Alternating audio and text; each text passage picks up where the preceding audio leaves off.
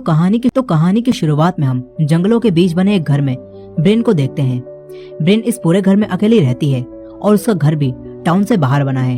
Brain की mom के मरने के बाद अब इस दुनिया में उसका कोई भी नहीं है, लेकिन ब्रेन की मॉम का सपना था कि वो पूरे टाउन का एक मॉडल बनाए और अब ब्रेन टाउन के मॉडल को बनाकर अपनी मॉम का सपना पूरा करना चाहती है। अब ब्रेन एक पार्सल तैयार करके उसे पोस्ट करने जाने लगती है। तभी ब्रेन को उसके घर के बाहर एक गोला बना दिखता है। ब्रेन को समझ नहीं आता कि ये गोला यहाँ कैसे बना, लेकिन ब्रेन इस बात पर खास ध्यान नहीं देती और उस जगह पर पानी डालती है और अपनी गाड़ी में आकर बैठ जाती है। ब्रेन स्माइल करने की कोशिश करती है। इसके बाद वो शहर की तरफ जाने लगती है। इसी दौरान उसे अपने टाउन का एक लड़का दिखता है। ब्रेन उस लड़के को पसंद करती है। ब्रेन एक स्माइल के साथ उसे हाय करती है, लेकिन वो लड़का ब्रेन को जवाब दिए बगैर ही अपना मुंह मोड़ लेता है। यहाँ हमें पता चलता है कि किसी वजह से टाउन का कोई भी इंसान ब्रेन को पसंद नहीं करता। अब ब्रेन टाउन में आकर अपने पार्सल को पोस्ट करती है। इसके बाद ब्रेन अपनी मॉम की कब्र के पास जाकर बैठ जाती है। ब्रेन काफी उदास थी। तभी उसे टाउन के कुछ लोग दिखते हैं, इसीलिए ब्रेन तुरंत यहाँ से जाने लगती है। ब्रेन उन लोगों को भी हाय करती है, लेकिन कोई भी ब्रेन को जवाब नहीं देता। तभी रास्ते में ब्रेन को एक पुलिस ऑफिसर अपनी वाइफ के साथ दिखते हैं, जो कि असल में ब्रेन की एक फ्रेंड मॉड के मॉम डैड थे। मगर ब्रेन उन्हें देखते ही छुप जाती है और जब वो यहाँ से चले जाते हैं तो ब्रेन चैन की सांस लेती है। इसके बाद ब्रेन अपने घर वापस आकर अपनी दोस्त मॉड को लेटर लिखती है और उसे बताती है कि मैंने आज तुम्हारे मॉम डैड को देखा। अब तभी यहाँ पर एक मेलमैन आता है। वो ब्रेन के लिए एक पार्सल लाया था, लेकिन वो भी उस पार्सल को बाहर ही फेंक कर यहाँ से चला जाता है। ब्रेन उस पार्सल को उठाकर लाती है और अपने घर में आकर एक गाना चलाती है और अकेले ही डांस करने लगती है। उस पार्सल में स्कूल का एक मॉडल था, जिसे ब्रेन अपने टाउन के मॉडल में रख देती है। इसके बाद ब्रेन अपने रोज के काम करने लगती है। इसी दौरान हम देखते हैं कि ब्रेन बहुत अकेली है। हालांकि वो अकेली नहीं रहना चाहती, लेकिन पास्ट में कुछ ऐसा हुआ है जिससे पूरे टाउन के लोग उसे पसंद नहीं करते और इसी वजह से ब्रेन टाउन से बाहर जंगलों के बीच रहती है। अब ब्रेन अपनी दोस्त मॉड को याद करती है और उसी लेटर में लिखती है कि यकीन नहीं होता कि 10 साल बीत चुके हैं, लेकिन आज भी मैं खुद को माफ नहीं कर पाऊंगी। यहाँ हमें समझ नहीं आता कि आखिर मॉड के साथ क्या हुआ है, लेकिन इस सवाल का जवाब हमें आगे मिलेगा। खैर, इसके बाद रात हो जाती है और ब्रेन लाइट्स ऑफ करके सो जाती है, मगर रात में अचानक से लाइट्स खुद ही ऑन हो जाती हैं। घर में एक गाना बजने लगता है। इसके बाद सारी लाइट्स दोबारा से ऑफ हो जाती हैं। तभी बाहर से कुछ गिरने की आवाज आती है, जिससे ब्रेन की आंख खुल जाती है। ब्रेन देखती है कि कोई डस्टबिन के अंदर के कचरे को बाहर फैला रहा है। उसे लगता है कि ये कोई डॉग होगा, इसीलिए ब्रेन उसे भगाने के लिए जाने लगती है। ब्रेन लाइट्स को ऑन करती है, लेकिन अब कोई भी लाइट ऑन नहीं होती। तभी ब्रेन घर के दरवाजे को देखती है, जो कि खुला हुआ था। ब्रेन ये देखकर चौंक जाती है। तभी उसे घर के अंदर कोई दिखता है, जो कि एक अजीब सी आवाज निकालकर दूसरी तरफ दौड़ता हुआ चला जाता है। ब्रेन उस क्रिएचर को देखकर काफी डर जाती है। तभी वो क्रिएचर ब्रेन को देख लेता है। ब्रेन अपने रूम की तरफ भागती है। वो क्रिएचर ब्रेन के पीछे भागता हुआ आता है। ब्रेन अपने रूम में बेड के पीछे छुप जाती है।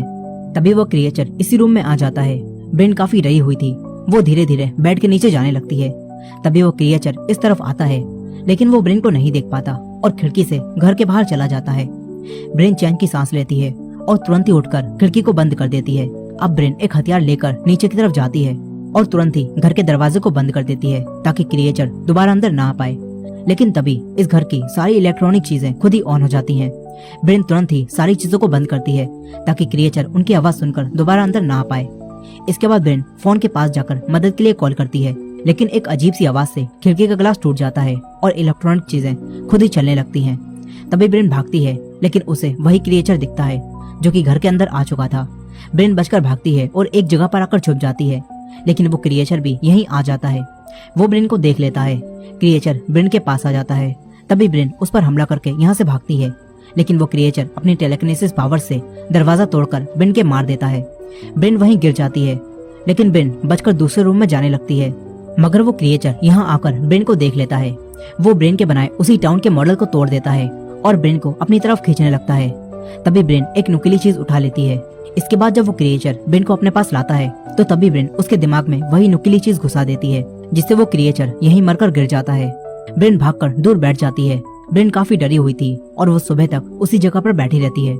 ब्रेन सुबह उठकर उस क्रिएचर को देखती है, तो वो क्रिएचर एक एलियन जैसा दिखता है, लेकिन वो एलियन पूरी तरह से मर चुका था। इसीलिए ब्रेन उस पर एक कपड़ा डाल देती है। फिर ब्रेन अपने फोन के पास जाकर 911 पर कॉल करती है, लेकिन उसका फोन अब खराब हो चुका था।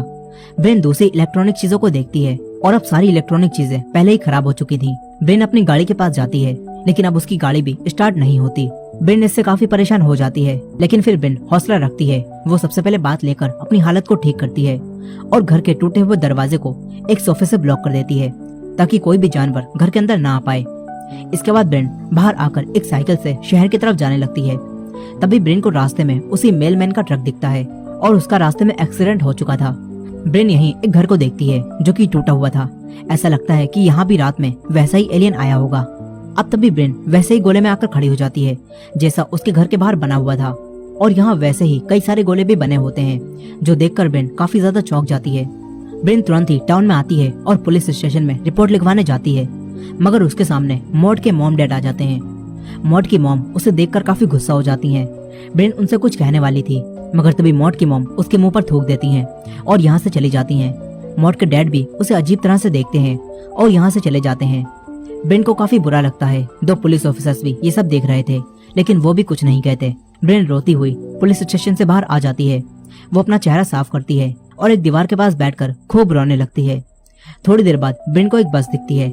ब्रेन अब डिसाइड करती है कि वो इस टाउन को छोड़कर चली जाएगी, इसलिए ब्रेन उस बस में बैठ जाती है।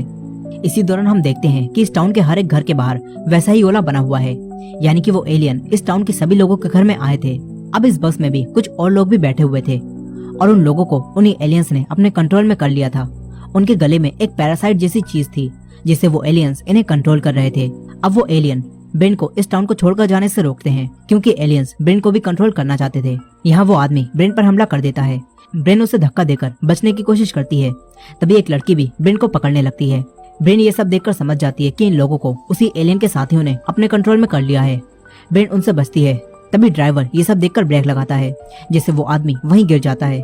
ब्रेन तुरंत ही बाहर निकलकर भागने लगती है, लेकिन वो आदमी भी ब्रेन के पीछे आने लगता है। ब्रेन भागते हुए एक चर्च के पास आ जाती है। वो चर्च के अंदर जाने लगती है, लेकिन चर्च बंद होता है। इसके बाद ब्रेन कब्रिस्तान में आ जाती है। ब्रेन अब एक कब्र के पास आती है, जो कि असल में मॉड की कब्र थी, और यहाँ हमें पता चलता है कि मॉड आज से 10 साल पहले मर चुकी थी। दरअसल उस समय ब्रेन और मॉड में किसी बात को लेकर बहस हो रही थी, जिसमें गुस्से में मॉड ने ब्रेन को धक्का दे दिया और गुस्से में ही ब्रेन ने भी एक पत्थर उठाकर मॉड के मार दिया, मगर वो पत्थर सर पर लग गया, जिस वजह से मॉड की डेथ हो गई।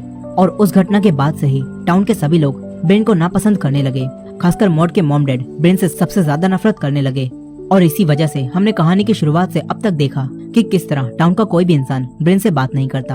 अब ब्रेन अपनी दोस्त मॉड की कब्र के पास खड़ी होकर उसे याद कर रही थी। तभी उसे आसमान में काले बादल दिखते हैं, जिनके अंदर असल में एलियंस की स्पेसशिप थी और एलियंस ब्रेन को पकड़ने आ रहे थे।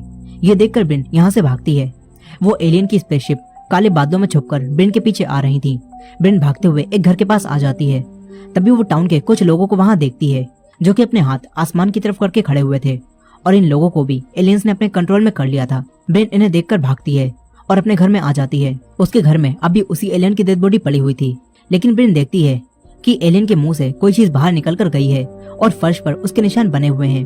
ब्रेन निशान का पीछा करते हुए घास के बीच में आ जाती है, लेकिन यहाँ उसे कुछ भी नहीं दिखता। तभी ब्रेन आसमान की तरफ देखती है, जहाँ एलियन की स्पेसशिप उसके घर के जस्ट ऊपर थी।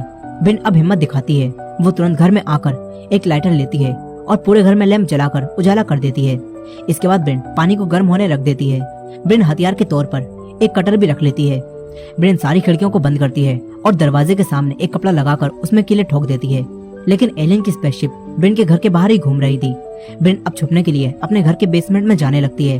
तभी वो देखती है कि जो कीले उसने ठोकी थी वो खुद ही निकल रही हैं। अब ब्रेन ये देखकर वहीं छुप जाती है। तभी एक लाइट अंदर आती है और वो लाइट उसी एलियन की डेड बॉडी को उठाकर अपने साथ ले जाती है। ब्रेन ये सब देखकर तुरंत बेसमेंट में चली जाती है। तभी एक और एलियन उसके घर के अंदर आ जाता है। इधर ब्रेन बेसमेंट में छुपने लगती है। तभी यहाँ एक दरवाजे से एक लाइट अंदर आती है और एक एलियन बेसमेंट में भी आ जाता है। ब्रेन उस एलियन से छुपने लगती है और एक कैंची उठा लेती है। वो एक टेबल के नीचे आती है, लेकिन वो एलियन ब्रेन के सामने आ जाता है। ब्रेन बचकर दूसरी तरफ जाती है और एलियन को कैंची दिखाकर डराने की कोशिश करती है, मगर वो एलियन अपनी टेलीकिनेसिस पावर से कैंची को दूर फेंक देता है। इसके बाद वो एलियन ब्रेन के हाथों से एक फोटो छीनता है, जो कि ब्रेन और मॉड की बचपन की फोटो थी।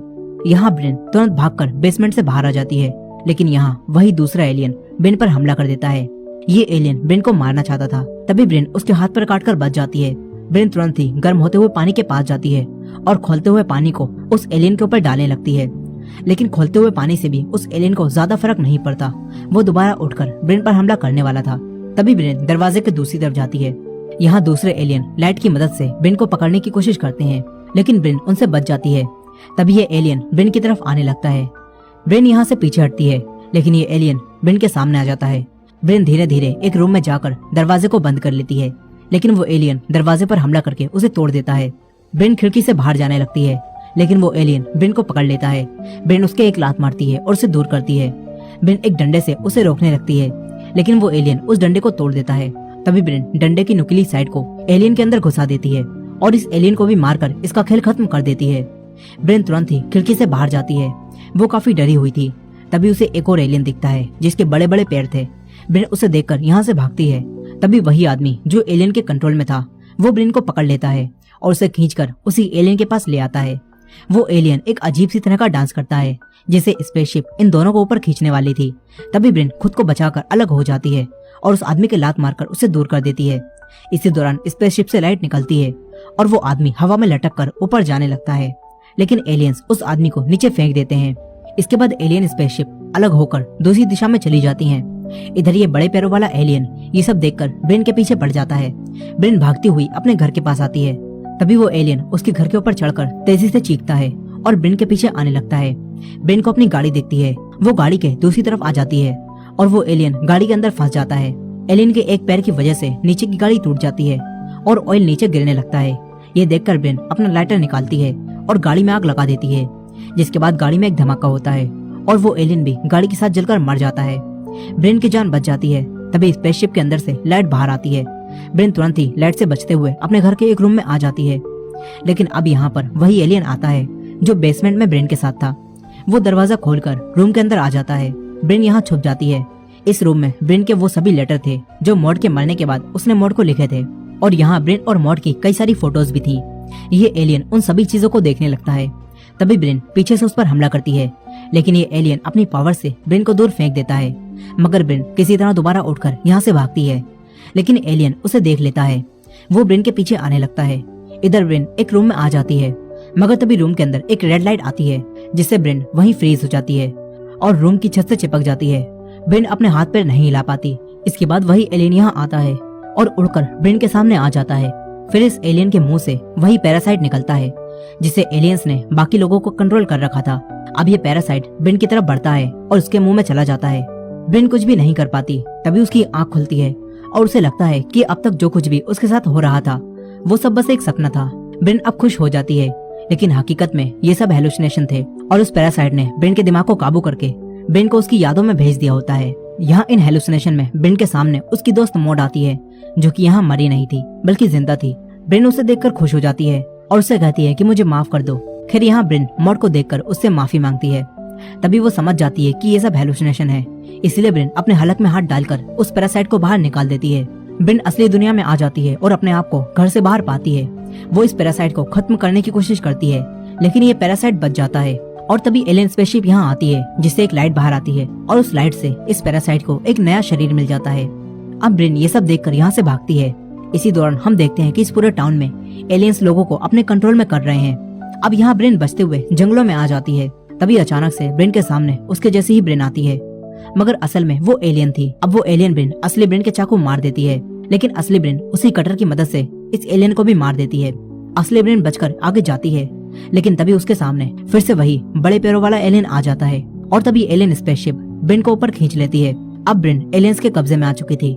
सारे एलियंस ब्रेन को घेरकर खड़े हो जाते हैं। फिर एलियंस अपने हाथ से ब्रेन की यादों को देखने लगते हैं और ब्रेन को भी अपनी पुरानी यादें दिखने लगती हैं। यहाँ ब्रेन अपने आप को अपनी मॉम के साथ देखती है। फिर उसे अपना वो पल याद आता है जब उसकी मॉड के साथ लड़ाई हो रही थी और वो मॉड को पत्थर मार रही थी। इसके बाद ब्रेन खुद को देखती है कि किस तरह मॉड की मौत के बाद वो खुद को माफ नहीं कर पाई थी और काफी दुखी होकर मॉड के लिए लेटर लिख रही थी। यहाँ ब्रेन अपने यंग रूप को देखकर उसके हाथ पर हाथ रखती है। ये देखकर ऐसा लगता है मानो ब्रेन अपने यंगर सेल्फ से कह रही हो कि अपने आप को माफ कर दो, अब और दर्द सहने की जरूरत नहीं है। अब यही एलियंस ये सब देख रहे थे और ब्रेन के बारे में ये सब जानकर एलियंस फैसला करते हैं कि ब्रेन पहले ही बहुत कुछ झेल चुकी है, इसीलिए वो उसे अपने कंट्रोल में नहीं करेंगे। इसके बाद एलियंस ब्रेन को अपनी स्पेसशिप से नीचे फेंक देते हैं। ब्रेन जिंदा बच गई होती है, जिससे वो काफी खुश होती है। अब इसके बाद हम कुछ समय बाद का सीन देखते हैं, जहाँ अब टाउन में सब कुछ नॉर्मल हो चुका था। यहीं टाउन के सभी लोग अब ब्रेन के साथ अच्छा बिहेव करने लगे थे। इस बार जब ब्रेन सबको हाई करती है तो वो सब भी ब्रेन को हाई करते हैं, जिससे ब्रेन काफी खुश हो जाती है। लेकिन असल में वो सभी उन्हीं एलियंस के कंट्रोल में थे। लेकिन ब्रेन की लाइफ अब पहले से अच्छी हो चुकी थी, इसलिए शायद उसे इस चीज से फर्क नहीं पड़ता कि वो एलियंस के बीच में रहती है या फिर इंसानों के बीच में। अब शाम को ब्रेन टाउन की पार्टी में जाती है, जहाँ वो सबके साथ डांस करती है। इसी दौरान हम आसमान में उन्हीं एलियंस की स्पेसशिप को देखते हैं और इसी एंडिंग के साथ ये कहानी यहीं खत्म हो जाती है।